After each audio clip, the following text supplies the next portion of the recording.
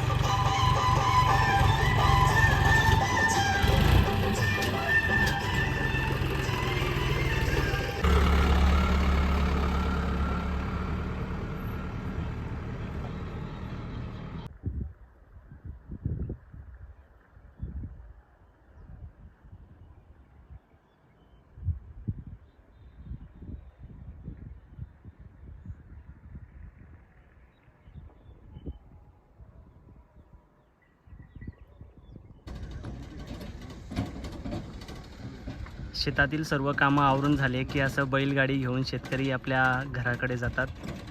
बघू शकता किती सुंदर बैलगाडी आहे.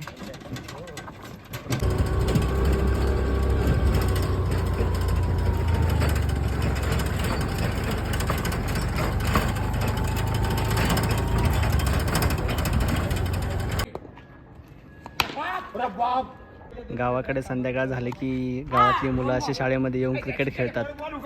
आम्ही लहान होतो तेव्हा असं शाळेमध्ये येऊन क्रिकेट खेळायचो, पण आता नोकरीमुळे या सगळ्या गोष्टी विसरून गेलेल्या आहेत.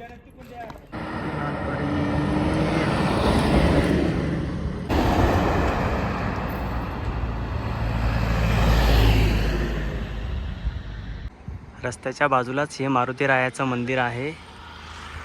मी या ठिकाणी दर्शनासाठी आलो होतो, तर म्हटलं तुम्हाला दाखवावं की मारुतीरायाचं मंदिर किती सुंदर आणि हे रस्त्याच्या बाजूलाच आहे. जी आवडती जागा, कारण की या ठिकाणाहून जो मावळणारा सूर्य दिसतो तो इतका सुंदर असतो की मन इतकं शांत होऊन जातं या जागेवर आल्यानंतर.